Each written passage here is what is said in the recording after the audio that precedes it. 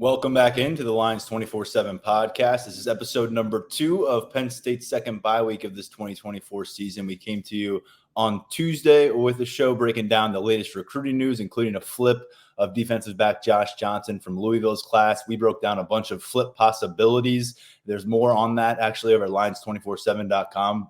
Brian Doan, our national analyst, dropped a note on the board at Lions247.com. Today, on a Wednesday, we're recording with Josh Pate in just a moment. Really excited to have him back. I kind of teased this one a little bit, episode number 1 this week, that it was going to be a guest people will be excited about. I know that's the case every time Josh comes on the podcast. You've seen his work featured throughout the 247 Sports Network in recent years. He's one of the premier analysts within our CBS Sports structure, and he's the host of Josh Pate's college football show. He's back on with us now. A little bit later, you'll hear from Mark Brennan and Daniel Gallen, my colleagues at Lions247, breaking down feedback from both Penn State offensive and defensive coordinators, Tom Allen and Andy Kotelnicki. We had a chance to catch up with them midweek through the bye week. And we'll also talk about some midseason topics about what has been accomplished through 6 games and what is still kind of concerning, or at least giving us some question marks for the next 6 ahead of us. But without further ado, let's bring in Josh Pate. Josh, always good to get you here on the Lions247 Podcast. Yeah, we're in a bye week, so that means we get to do that thing. So I was at Oregon this past weekend, and it was the game after USC Penn State. So on one hand, you want to go down to the field and watch warm-ups. You want to talk to as many people as you can. However, I couldn't do any of that because Penn State USC ended up being like one of the games of the year. So you got one eye peeled on a TV in the press box, and you got the other eye peeled on your field. And then later that night, we had Tennessee, Florida overtime. We had Ole Miss, LSU overtime. Ohio State, Oregon delivered. So what a Saturday, man. October 12th, 2024. That one's way up there for one of the best Saturdays I've seen. It was a blast. I know, just following the Penn State USC matchup, it was one of the more thrilling games that I have covered in 8 seasons, watching the Nittany Lions play football, and got to watch the tail end of that Oregon matchup that you were at. There's no bye weeks for you, Josh. You're going to be at Tennessee this weekend. The beat rolls on. But here in Happy Valley, yes, there is kind of a momentary exhale at 6-0, as James Franklin told us after practice yesterday. Feels a lot different to come off of a big win going into the bye week versus if they had managed to lose that game in Los Angeles and had to deal with it for a couple weeks. So what's your take on the 6-0 Nittany Lions, maybe comparatively to how you viewed them going on the road to West Virginia for that game 1 back in late August? Yeah, the way the USC game went down is really important because they are down early. What was it, 20-6? Was that the biggest deficit? 20-6 at halftime, yep. Okay, so 20-6 is the deficit, and I can imagine the Lions 24/7 board was really happy about that. And so I imagine the talk is, wow, the training wheels are never going to come off this offense. Drew is who he is, blah, blah, blah. I know that because I was getting a lot of that via text from some of my Penn State guys. So the way the second half unfolded, the ground game's not there. I mean, I thought Nick Singleton was going to be the reason Penn State won, and his stat line is non-existent. So he's not the reason they won. Them running the ball is not the reason they win. It was like watching Forrest Gump and watching the scene where the leg braces come off and all of a sudden he realizes how fast he can run. I felt like that version in football was happening with Drew, where it's a game he actually had to go win. It wasn't sort of like Georgia did with Stetson Bennett, where Stetson just make good decisions and the weaponry around you will take you to the finish line. This was Drew Aller saying, we don't have our fastball. We can't run the ball today, or we haven't. You've got to go win a game for us. And you got to put up numbers that typically you hadn't put up. And he put them up. And it's just when you taste your own blood and then you respond, you never know how that's going to impact a guy. More times than not, the high-level guys, that makes them hit a different gear in their career. And we've seen that happen many times. And, Tyler, you can never forecast when it's coming. It came Saturday. I think it came Saturday for Penn State. So they come back and they win the game. I do know I had a few people afterwards trying to discount that a little bit. And they were saying, yeah, but, I mean, do you really prove anything against USC? And my answer is a definitive, yeah, you sure do. I think people need to appreciate the spot USC was in. USC was in total back against the wall, wounded animal mode, as I like to always say. Lincoln Riley had to have that game. He dialed up misdirections. He dialed up everything he could dial up in the first half, and they threw Penn State in a blender a little bit.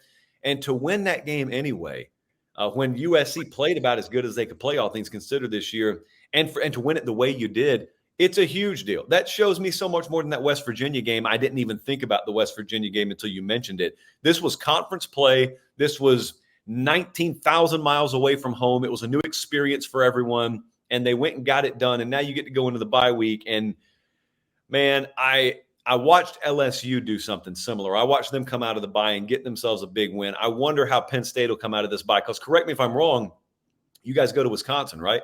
Prime time, Wisconsin. I will tell you, I will not be guilty of overlooking that game. I had my power ratings. I hit refresh on them last night. I got Wisconsin 19th. Like, they've reinserted themselves in the top 25. So that is a very serious challenge for them ahead of that Ohio State game. But you'll be rested. You'll be coming out of a bye, so you should be charged up and ready to go. I want to focus on Drew with you a little bit more, because I know we discussed him when you came on in August and what the marriage with Kotelnicki would look like. And if he would take that step and show that 5-star skill set and really look like he was in command of the offense. And his demeanor has been different, Josh. I know that's maybe not something you can pick up nationally, but just what we've seen day to day, what we've heard, and then how it's been reflected on the field in times of duress. He's kind of barking at his teammates a little bit. He's barking at opponents a little bit. He's barking at his coaches a little bit. And last year, it kind of felt like we were watching a kid out there, kind of work his way through the college football environment. If this is the Drew Aller, if the Drew Aller that we saw against USC went for almost 400 passing yards, his previous career high was 325. He overcame a couple ugly interceptions in his own territory, kept fighting. This isn't kind of a version of him we've seen. If this is at the tip of the spearhead for Penn State moving forward into the second half of the regular season, how does it recalibrate what you believe Penn State can perhaps accomplish? It all comes down to that Ohio State game in terms of what they can accomplish, because it's not to say that's the season. But you're really asking me if this means Penn State can do something above and beyond what they've previously done. And that means beating one of those big teams. Now, you get a shot at home against Ohio State. If you don't beat them, you're still in the running for everything. Don't get me wrong. But that's ultimately where we'll get the answer. And so if I don't get it then, maybe you get another shot in Big Ten championship game or maybe in a playoff situation. But eventually, you've got to run up against one of those big boys and beat them. And here's what I want to say. I want to say the same thing everyone watching and listening wants to say, which is we just saw the dawn of this team finding a different gear about itself. And that's all, as you said, spearheaded by the quarterback position.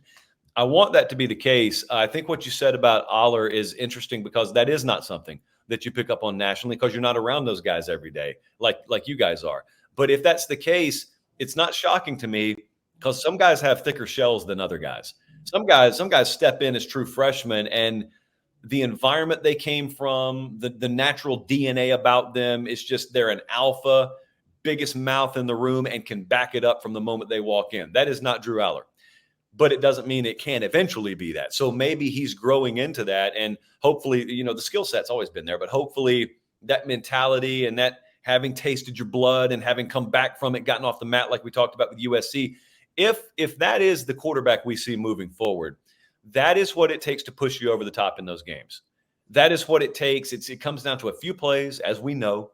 It comes down to then playing a complementary style. Like, that tailback room's got to look and say, hold up now, he's doing the job, we got to do the job. And then the other side of the ball, he's doing their job and they're doing their job, we got to do the job. I mean, that's how the best teams win. The best teams do not win because of one thing. When's the last time we ever saw someone winning conferences and going deep in the playoff or whatever because of one thing? So that is the spearhead of hopefully a complementary approach that is the difference in tight games against an Ohio State, for example, or an Oregon, or in the past, a Michigan. We've probably made it too far without mentioning Tyler Warren, considering the game he's coming off of. 17 catches, 220-plus receiving yards, a touchdown. He snapped the ball to the quarterback on the play. He got the touchdown. He also ran for a first down on a 3rd and short. Josh, this was kind of the national coming out party for Tyler Warren, but we've been talking about it really since game one, since the preseason, that he is the number one target in this pass attack. He's also a heck of a blocker. He's also probably the most humble, quote-unquote, star that I've encountered at the college football level. But everybody's doing the talking for him this week. What do you have to say about what you witnessed from Penn State's tight end last Saturday? He's Brock Bowers. That's the level of performance that we got. And he's a complete package. He is a plus blocker. He is a pass catcher. He can run the ball. He is at the same time one of the quietest guys and the guy that is the least demonstrative. That's the way Brock Bowers carried himself at Georgia. And in time, that's the way, and that's the reason people came to fear him and came to have to game plan around him. That stat line the other day, every year there are like 2 or 3 guys that have such a performance that when you look at the box score, you initially think you're looking at a typo if you didn't watch the whole game. So I looked at Tyler Warren's numbers and it said 17 catches, 224, I think. So I thought, oh, no, that's his season tab. Let me switch over to the game tab. But it wasn't. It was the game tab. And it's at the tight end position, no less. So that's unbelievable. And that is in the future, when you look back on why Penn State did whatever they ended up doing, that's the kind of performance that you circle. And it's a galvanizing sort of thing, because like we talked about with Drew, or maybe it's a great tailback, or maybe it's a great receiver. If you've got a team that has the right competitive character about itself, they look at one person shining and they love that they're shining. And then they feel shame that that person is having to disproportionately do that much, because that means I'm not picking up my end. I'm not holding my end of the bargain, and I got to put my face in the fan a little bit more. And I think they've got good competitive character on that team, which means coming out of the bye, no one's going to match that. You don't need someone to be Tyler Warren 2.0, but what you do need to do is you do need to find a guy who can give you 3 receptions for 60 yards in a game randomly that maybe you hadn't been able to depend on to this point in the season, because that is the small difference between 9-3 and 11-1. Yeah. When you talk about floor, ceiling for a program, we're halfway through now. They're 6-0. You kind of forecast the remaining 6 games here. Ohio State at this stage, I don't know what the betting line looks like. I'd imagine the Buckeyes still have a good chance to be favored in that game, considering series history, considering how strong that program is. But the other 5, Penn State's going to be favored, including, as you said, a tough road matchup at night against Wisconsin. But when you talk floor, ceiling, the rest of the way with this Penn State football team, what comes to mind for you? I'm just trying to look at numbers here right quick. Yeah, Ohio State will be a slight favorite there. I think the ceiling's 12-0. I think the ceiling's winning the Big Ten championship. I won't shy away from that. I don't think it's a 2-team race. The one thing I tried to caution everyone about in the aftermath and sort of the afterglow of Ohio State, Oregon, I was doing hits on CBS Sports HQ, and one of the questions that was teed up to me is, how do you think the rematch will go between these teams? And I said, it would be entertaining, and maybe it will happen. Maybe it's likely it'll happen, but that's not some slam dunk. I said, are we not aware of a game that happened down the coast a couple of 100 miles in LA earlier today? Like, Penn State's undefeated. That wasn't them staying alive. That is them remaining undefeated. And Ohio State's got to go there. And we had one home environment here. I'm speaking as if it's Saturday. We had one home environment here in Eugene that really gave them problems. Well, Penn State will as well. And Penn State's not a poor man's version of anything. With Drew doing what he's doing and Tyler Warren doing what he's doing, and that defense can get after you, maybe they spring a second loss on Ohio State. So that's the best case. The worst case is, as you know, it's like usual. The floor is not that low. It's sort of a fail-safe of a team, in that I guess if everything goes wrong, you could lose the Wisconsin game. You could lose the Ohio State game. But, I mean, are you going to really lose anything more than that? Like 3 losses, 2 losses, that's the floor. Undefeated is the ceiling. And then you've got that middle ground, which mathematically would be the most likely, which sees you maybe lose the Ohio State game and win everything else. And at that point, where are you at? If you're not in the Big Ten championship game, you're sitting right there as one of those seeds that is eligible for a home playoff game, in which case we get to see a game played in State College in the 3rd week of December, which in and of itself would be wild. So there's still the same floor and ceiling there always was. There's just a lot more reason to think that ceiling has real potential this year, maybe than we felt in years past. Since you are fresh out of a matchup between Oregon and Ohio State, Oregon's number 2, Ohio State's number 4, Penn State sandwiched in between, how would you kind of stack those teams up right now at midseason? I'm not necessarily asking you to compare and contrast these 3 programs. And I also want to get your take on another unbeaten in the Big Ten, sitting at number 16 in national rankings, 6-0 Indiana. those are the teams that I think a lot of people are focused on. Indiana's the Cinderella story. Oregon, Penn State, Ohio State viewed as the programs capable of winning the conference. Where would you kind of put that conversation right now, 6 games in for all these schools? So I think the athletic profiles of Ohio State and Oregon are a notch above what I've seen from anyone else. I think the athletic profile for Penn State is a notch above what I've seen from anyone not named Oregon and Ohio State. So it's a great story what's happening in Indiana. That picture, I think, ultimately will fall into the place it should fall into.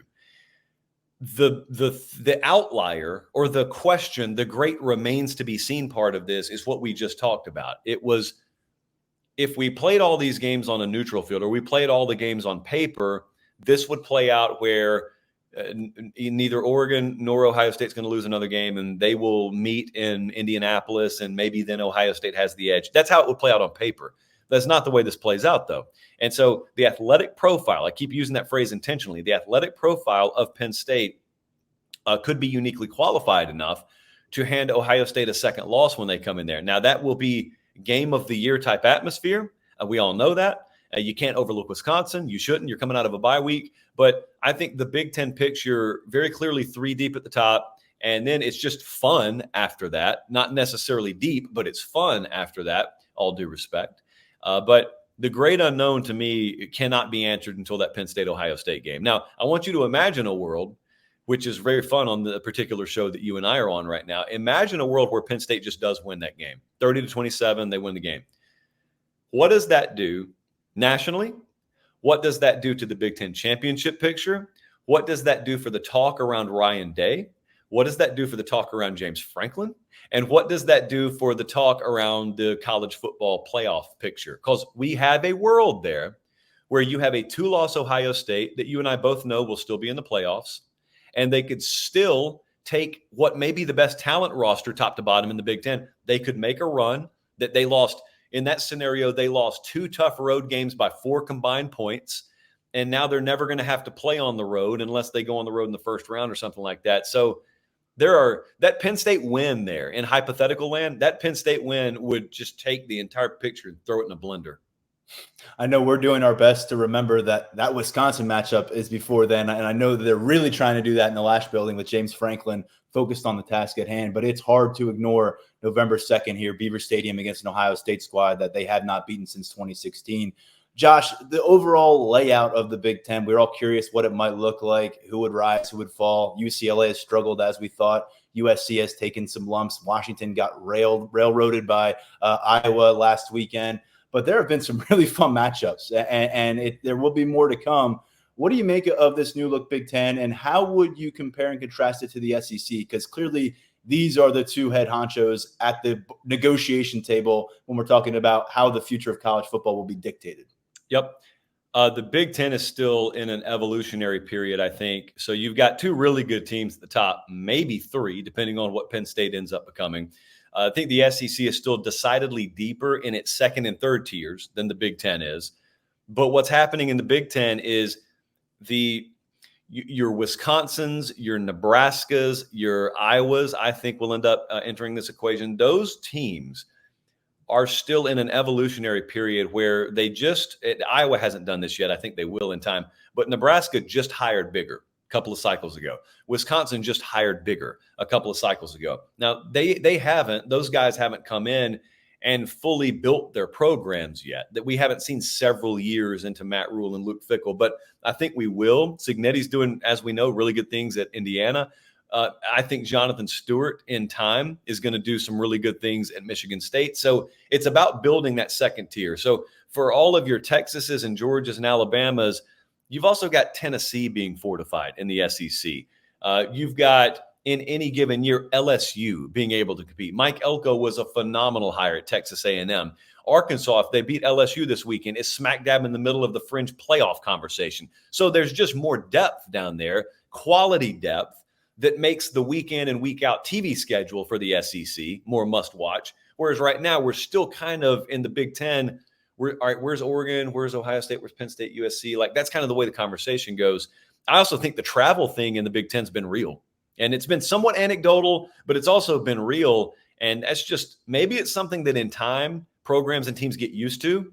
I don't think anyone's used to, USC has to go to Maryland this week. They just went to Minnesota, came home for one. Now they got to go to Maryland, and I cannot imagine all the injuries they just incurred. They lost to Penn State. That is a gut-wrenching loss. And now you tell the guys, well, come back to work tomorrow because we got to be ready to fly to Maryland, which is like halfway to Ireland from where we live.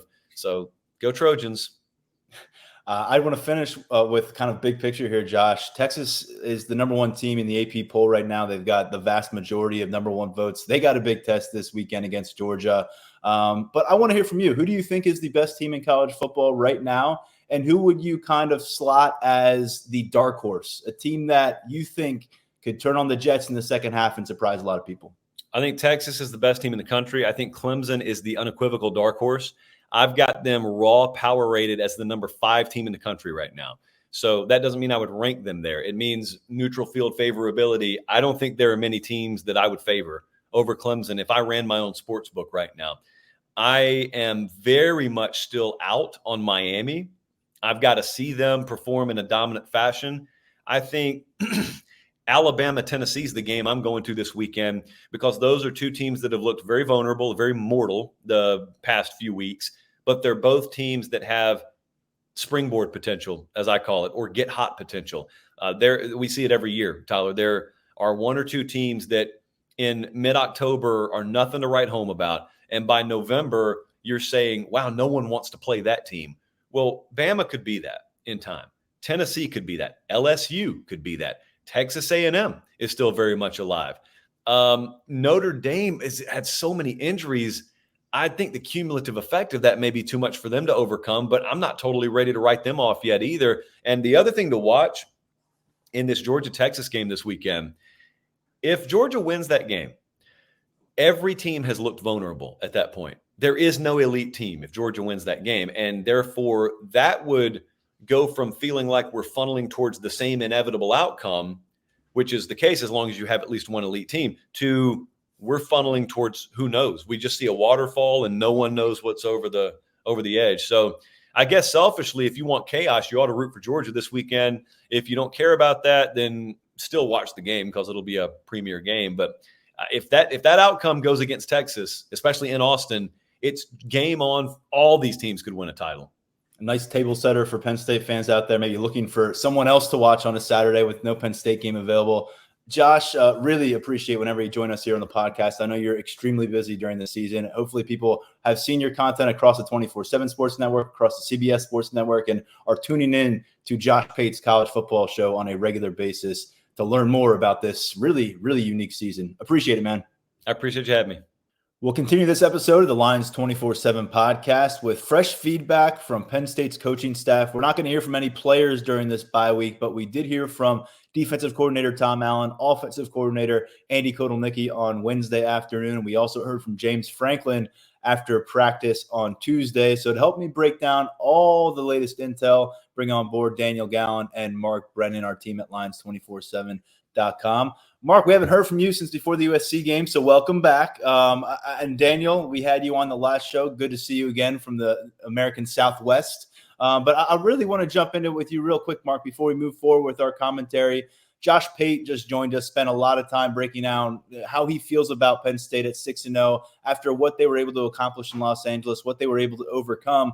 Just want to hear how maybe your overall outlook for this Nittany Lions squad is a little bit different than when you got on the plane to head west last week.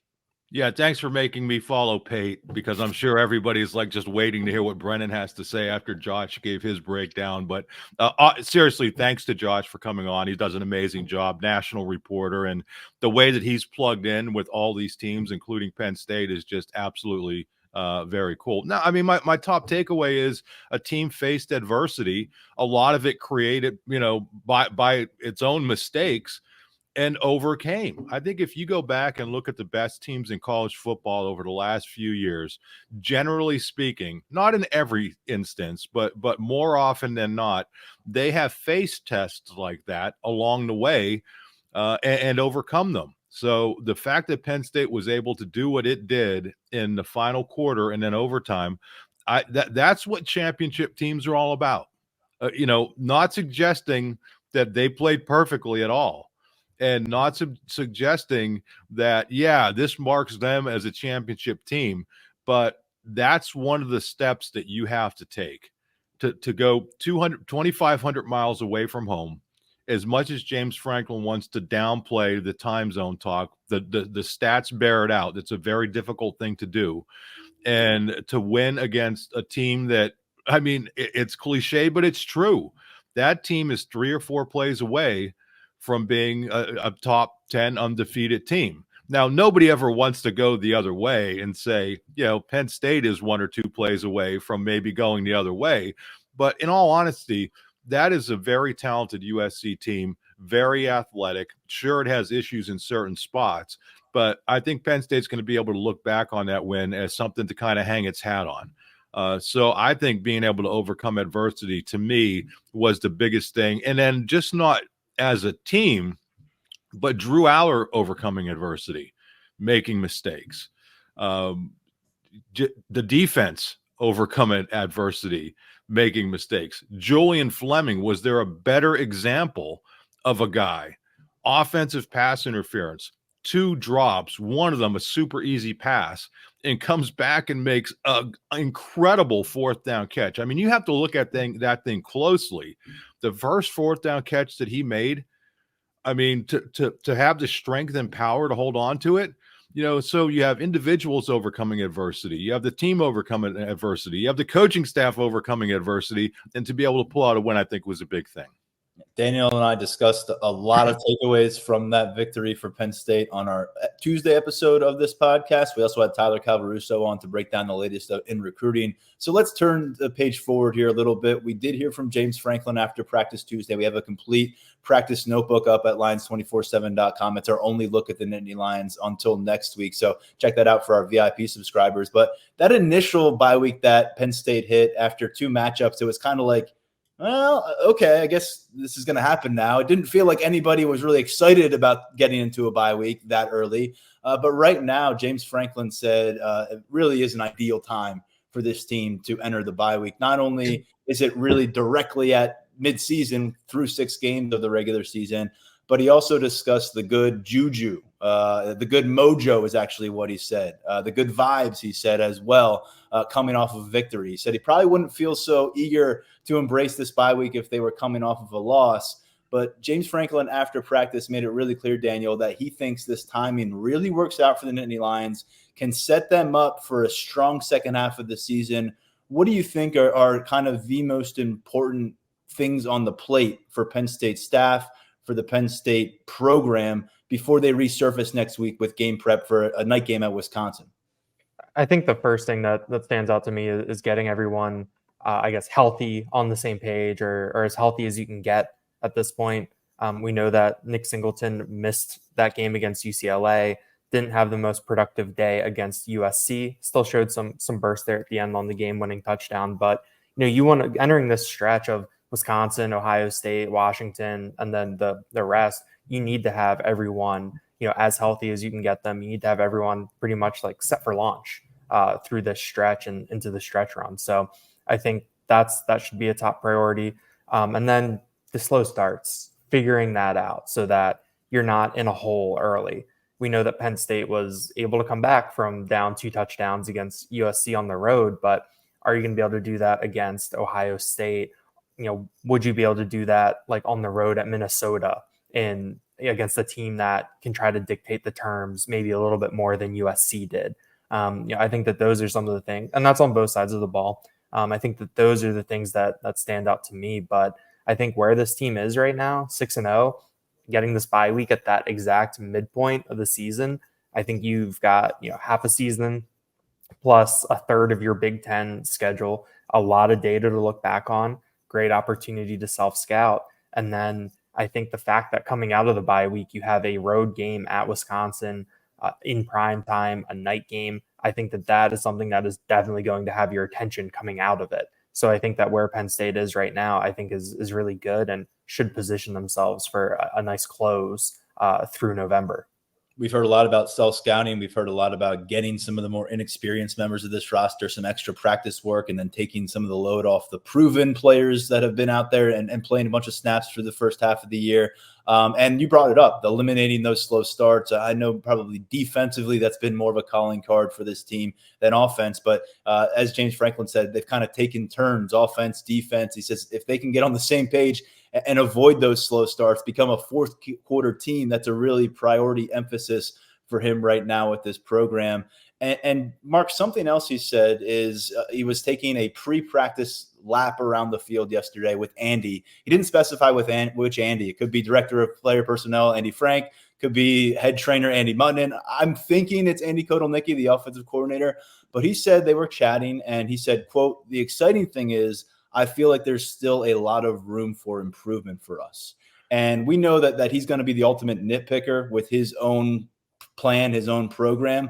But I think what's really worth pointing out here as we get into the coordinator conversations in a moment, Mark, is that you've got Tom Allen 6 games on the job, Andy Kotelnicki 6 games on the job. I know they have backgrounds of professional careers in the college football world, but this is their first time coaching this Penn State team. So you'd imagine there is room for improvement. There are areas that they see they can emphasize or de-emphasize moving forward and steadily start to build off of that 6-0 start.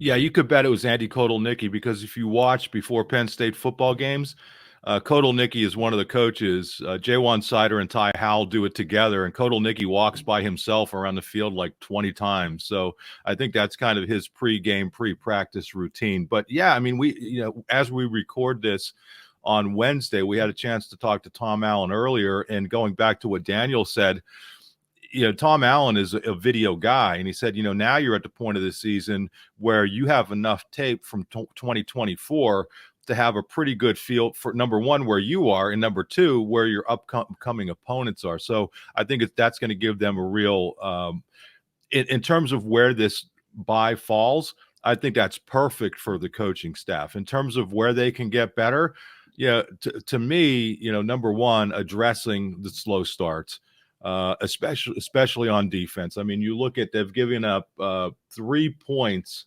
in the third quarter. They've given up twice as many points in the first half as the second half. Mm-hmm. And, both of those, they aren't terrible numbers. It's 70 and 27. First half is 70, second half is 27. A lot of teams wouldn't mind having given up 70 in the first half through 6 games.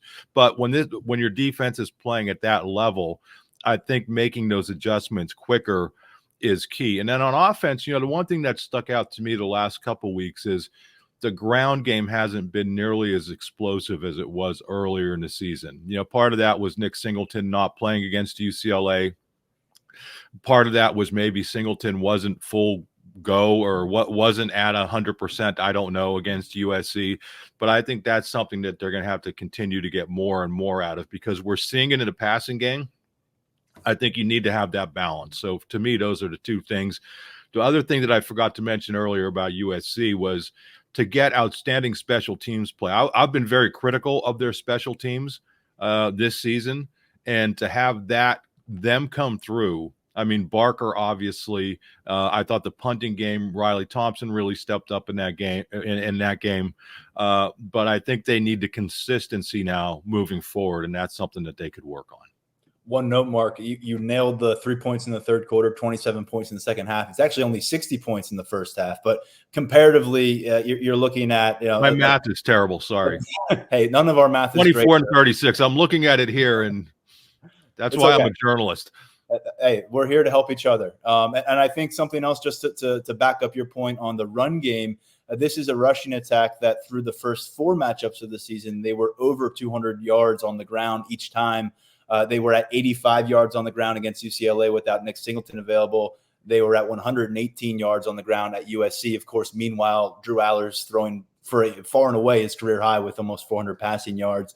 But yeah, good points there. And Daniel, I wanted to bring up just a couple injury notes that on the surface, we don't think are going to impact the college football playoff push for Penn State, but it could matter for roster depth, could matter for positional outlooks moving forward. James Franklin said Penn State is hopeful to get both Caden Saunders and Keon Wiley back this season. Just want to put it out there. Both of these guys came up separately in different parts of the conversation with James Franklin. He was talking about punt returner, kind of threw it out there that they hope to get Caden Saunders back this season. I directly asked about Keon Wiley because we actually saw him on the practice field briefly. He was in a blue jersey, no pads, shorts, but he was out there, and we hadn't seen him out there since the spring. He exited pretty quick when the media showed up. But that's why those names came up. So don't read into much about other names not coming up this specific week. But Daniel, when you look at those two players, Caden Saunders, it's been a lost season for him on offense. He hasn't played at all on that side of the ball. First 4 games, he's the primary punt returner, but very little impact in terms of explosive plays. Then he shows up in a walking boot, protective boot for the UCLA game. He's been out the last couple matchups. He was not at practice. And then Keon Wiley is a guy that we thought was going to be very much in too deep contention at linebacker as a redshirt sophomore. He was injured back in the spring. Since then, you had Kavion Keys depart the program, and you've had some different things happen with Dom DeLuca's injury and Abdul Carter, not playing a bunch of linebacker. So his absence has been noted in that room. In both cases, what do you think about carrying forward what James Franklin had to say in the optimistic? Don't forget about Franklin saying he's hopeful that Jake Spencer comes back as well after he was out against USC. Yeah, I mean, I think to start with Saunders, like you said, it has been a lost season on offense for him, given that through those first 4 games, we did not see him take an offensive snap. And he's someone that coming into the year that we thought would be a big beneficiary of what Andy Kotelnicki likes to do in this offense. And so I think that when you talk about Saunders coming back and what his role might be, I think you look at that punt return spot. But right now, Zion Tracy has a great opportunity to really carve out that role and make it his. He hasn't done too much back there. I think Franklin said there's maybe one that he let go that they would have preferred that he catch. And that's something that, they talked about it last year at Daquan Hardy, that, you don't get too many live reps of that during practice. And so a lot of it is sort of on the job learning. So, depending on how Tracy does in these next couple of weeks, that could determine, what Saunders' role is coming back. So I think that's something to watch there. And then with Wiley, I think that you would like to get as much depth at linebacker as you can. Given you talk about having Kavion Keys depart, you had to move Dakari Nelson down from safety to linebacker for another spot. You haven't had Wiley back there. We saw at USC, it was mostly Tony Rojas and Kobe King getting all of the reps there. And so I think that the more bodies you have there, the better. Whenever Wiley would be able to come back, you have a lot of different factors there in terms of getting up to game speed, getting comfortable. And then as a coaching staff, we've talked about it where against USC, they really shortened that rotation on defense. We've seen them play a ton of guys through that first month. But when it was, push game to shove, they stuck with their guys. And so if you're coming back in from an injury where you've missed a lot of time, how much trust do you have, from the coaches? How much faith do they have in you to put you out there in a key spot? At the same time, we know that when Wiley's been on the field, he somehow ends up around the quarterback. He flashed in garbage time last year and had a role on special teams. So I think that he's someone that, if he's available, can find a way to contribute. But I think that when you talk about going into the stretch run, I know that it's a long season, and depending on how things go, Penn State could have as many as 11 games left on their schedule. So you need all the bodies that you can get.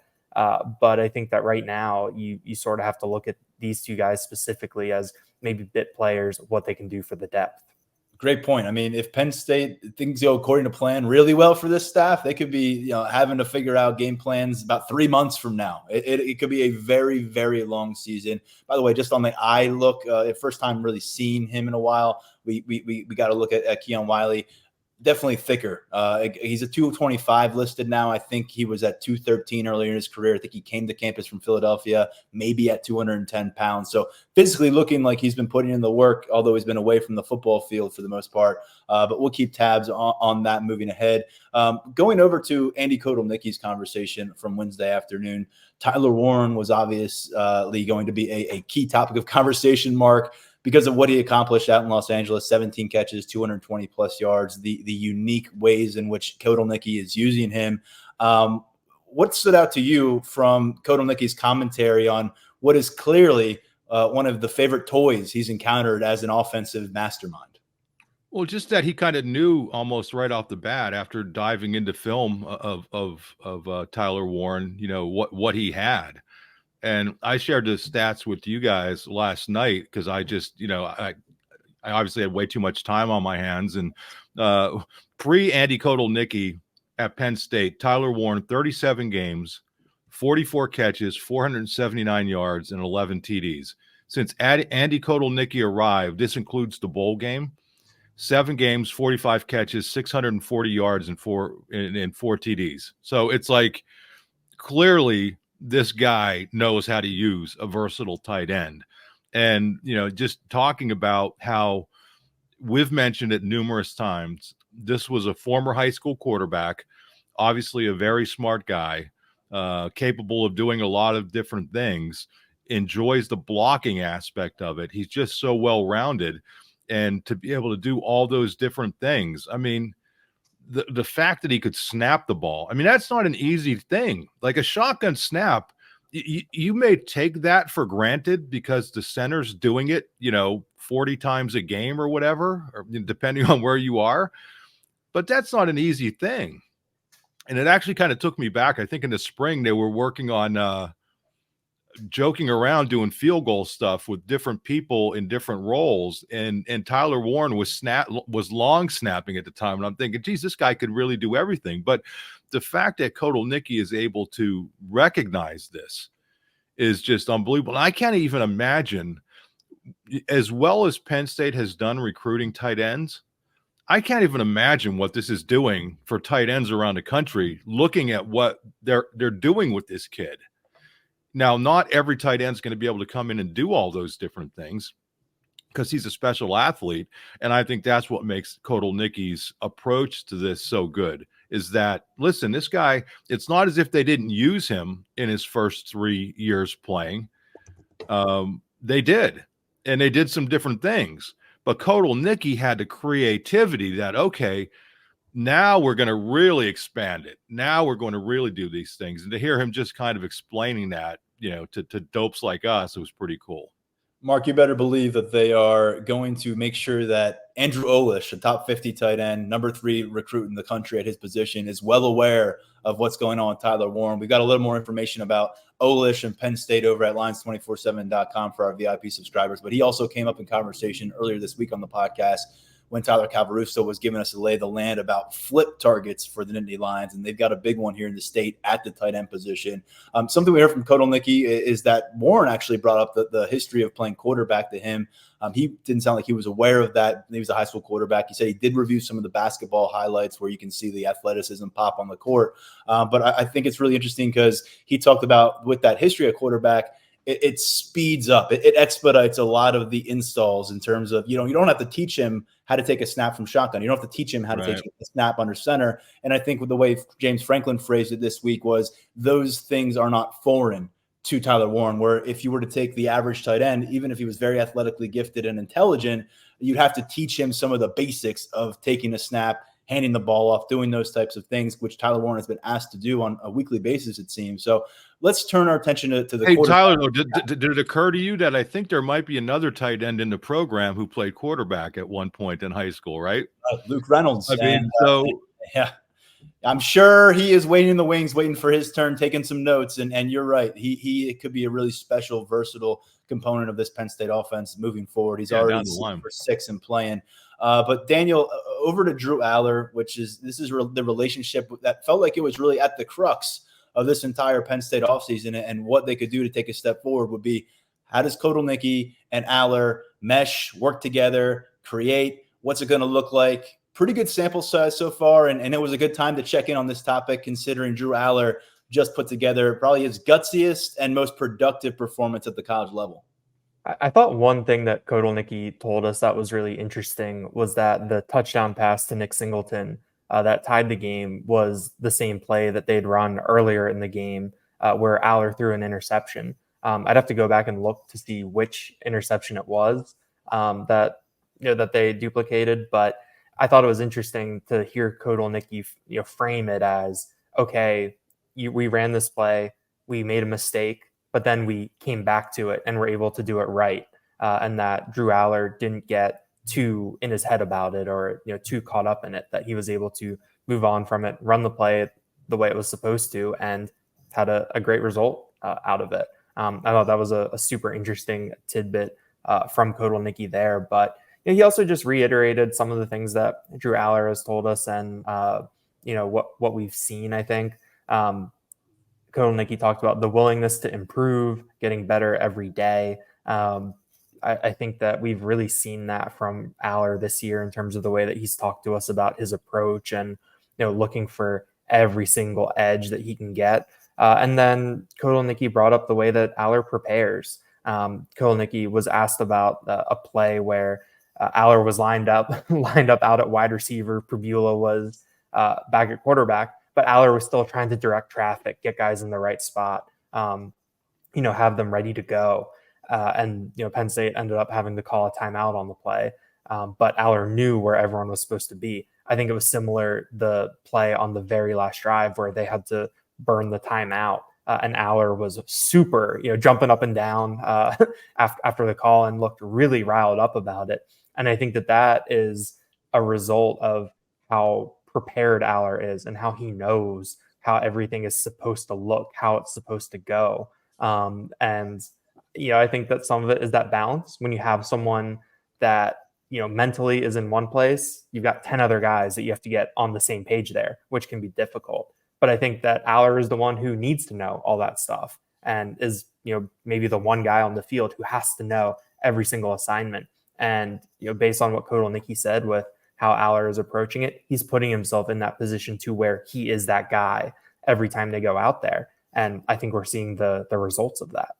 We've heard from some people on the staff that Aller's been glued to the iPad this season, and not glued to the iPad in the way like your 3-year-old kid is at the restaurant when you're trying to enjoy dinner with your wife. I'm talking about before the game in the locker room, Friday nights in the hotel, post-practice, pre-practice, watching practice film. It just seems like the overall all-in nature. Not that we heard that Drew Aller wasn't showing up and taking care of business in the past, but he is so all in on what they're trying to accomplish that it makes sense that he is performing this way at this stage.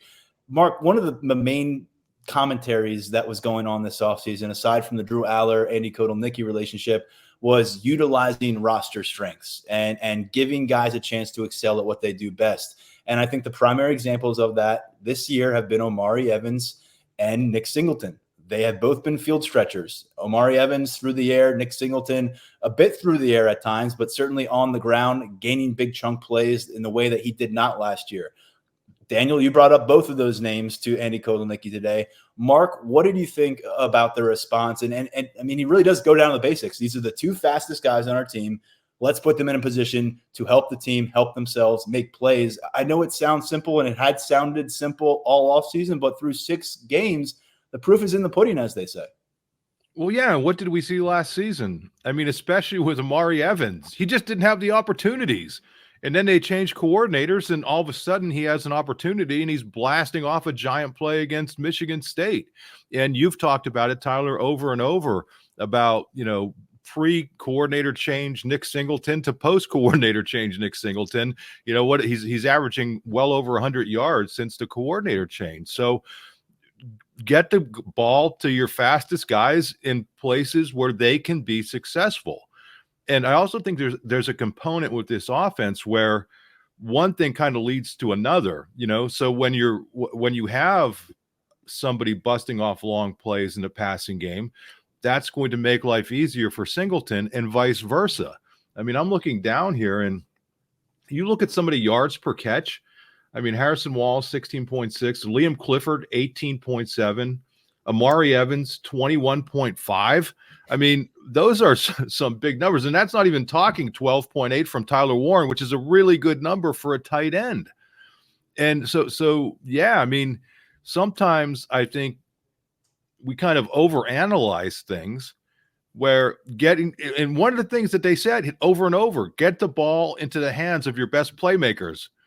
And That's what they're doing, and they're getting it to them in space. I mean, the play to Singleton was the perfect example. I mean, late in the game where he scored the tying touchdown, they got him the ball in space, and nobody could catch him. So I just, to me, however this season plays out, it's been really fun to deal with Kotelnicki because he has a really good way of explaining things that it's not like rocket science. I'm not suggesting that he isn't super smart in what he does, but he also could explain it like, hey, listen, guys, like he started off when he was first hired, he gave the blizzard, analogy. It's really just you have one thing, the ice cream, and then it's what you're going to put into it. And that's what I'm anxious to see what goodies he throws in from here on out. But getting the ball to your guys in space and your two fastest players, like, okay, where was that last year? Yeah, Singleton didn't exceed 80 rushing yards at any point in the first 10 matchups last year. And then until last week, I think he had 6 straight games where he's averaging about 110 on the ground per matchup. And then Omari Evans, first 10 games last year, maxed out with a 5-yard reception, and he's catching a lot deeper passes with regularity this week. Only a 16-yard snag against USC, but that matters as well. Also as a deterrent, or also as a somebody that they have to pay attention to. So even if he's not catching the ball, they have to be aware of him. And boom, there's where maybe Singleton's getting open, or there's where Fleming is catching a ball. I mean, there's where Tyler Warren. I was stunned that they didn't adjust to Tyler Warren at some point and make somebody else beat you. But it's not just the production. It's using those guys. Decoy isn't the right word, but they have to be accountable for them now all of a sudden. Yeah, and do you think Ohio State last season is going to raise a red flag seeing Omari Evans trot on the field? No, but now they have to be hyper aware of that situation. One more offensive note I wanted to get to, Bo Pribula. He was averaging, I think, upwards of 15 snaps or so in the first few games of the season. That's now in big conference play down to about 5 or 6 snaps per game. He was brought up to Andy Kotelnicki in terms of how that has met with the preseason expectations. And Daniel, he didn't shed a lot of light on Bo Pribula, but it didn't sound like he's necessarily concerned about too little or too much of Pribula at this stage of the season. Definitely. Kotelnicki said that the usage has been probably on par with what they expected it to be. And he said it's hard to sit there and say you want to do it more or less. I also thought that he brought up the kind of the dynamic that goes into using these types of packages, where he said that when you put Pribula on, you have to take somebody off, and when you take Pribula off, you have to put somebody back on. And I know that we've talked about how balanced Penn State is and how they've gotten a lot of contributions from all over the place, and so it kind of goes in. Okay, do you want to take like a Julian Fleming off to put Bo Pribula on? Do you want to take Omari Evans off to put Pribula on? I think that's kind of an internal tension that goes into some of these 2 quarterback systems. But yeah, I do think that they've shown a little bit more diversity with how they've used Pribula. I think that we've seen him out there running routes from a wide receiver spot, which I don't necessarily think was in that package earlier this season. So I think you're starting to see it, to evolve and grow as we go along. But, I think that Kotelnicki coming in and what we knew from his history, we saw what he did at Kansas in utilizing multiple quarterbacks. We saw what he was doing early this year. I mean, but, you talk about Pribula only playing, a handful of snaps or averaging a handful of snaps. He was on the field and touched the ball on maybe one of the most important plays of the game against USC on the double pass. So, I think that just something to keep monitoring as we move forward. Yeah, they haven't shied from putting him on the field in some pretty interesting spots. And they also, just because he's on the field doesn't mean Drew Aller is off the field. They have shared the offense. We've seen Tyler Warren take a bunch of snaps. Guys, I'm going to make a judgment call here and say we're going to stash the Tom Allen takeaways for our next episode at the start of next week, because I don't want to shortchange it. We've already gone a lot of time here on Kotelnicki and Franklin. We already had Josh Pate on this episode. So I'm just going to send it to you guys one more time. You guys hope you enjoy the rest of your bye week. I know I'm going to try to do it as well. But before we let you go, Mark, beginning with you and then to you, Daniel, what do you think you are most curious about this team as it resurfaces next week? And I know it's tough because there's a lot of things to go down different roads there, but what do you think is kind of at the very top of the list that could determine whether Penn State beats a team like Ohio State and can press to maybe get a bye week in the college football tournament?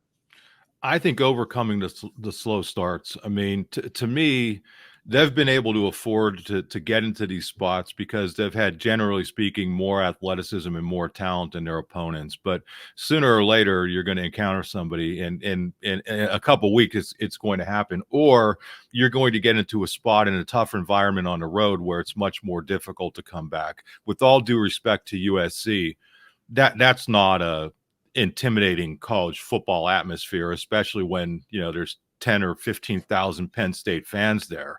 So that to me is what they have to get past. And I will just touch on one thing Alan said again, is that now you have all this tape from this year and you're able to scout these opponents coming up much better. And hopefully that's one of the things that helps you get over those slow starts. But they cleaned up the penalties, which I really liked. Special teams played well against USC, which I really liked, and it has to continue. They've been pretty good in the turnover battle, all those things. So to me, the one thing that's really holding this team back is the slow starts on both sides of the ball. Tighten that up, and I think you have a chance to compete for a Big Ten title. I think for me, looking at what I'm most curious coming out of the bye week is was this USC game, was it kind of a breakthrough for Drew Aller? Like, has he ascended to that next tier that I think we've all thought that he's been capable of, but we honestly have not seen too often, especially over the course of Big Ten play these past couple of seasons. I don't think Aller throwing for almost 400 yards is going to be the norm, the way that Penn State wants to play and the way that they want to play. But I think that the fact that we saw it and the fact that Aller did it, it was something new. And so, can you get this kind of game from Aller against Ohio State? It doesn't even have to be the numbers wise, but just that confidence, the ability to lead a game tying drive, late in the fourth quarter. If you want to beat Ohio State, if you want to win a Big Ten championship, if you want to win games in the college football playoff, if you want to max out your allotment of 16 or 17 games, you're going to need that from Aller, probably more than once. So, is that who he is? Was this an anomaly? Was this a one-off? I think that's something that down the stretch is going to be interesting to follow and will determine, what happens to Penn State. I'm right there with you, Daniel. Good conversation today, guys. Really enjoyed it. We'll pick it back up at the start of next week. We'll be back in Beaver Stadium for a James Franklin press conference on Monday. We'll share everything we got for you from Tom Allen's conversation. And we're going to get into some roundtable discussions, key topics here at midseason. You'll see them pop up over on the site at Lions247.com. We'll bring them to the podcast format at the start of next week. For now, on behalf of Mark Brennan, Daniel Gowan, you heard from Josh Pate before them. Big thanks to him. I'm Tyler Donahue, and this has been the Lions247 Podcast.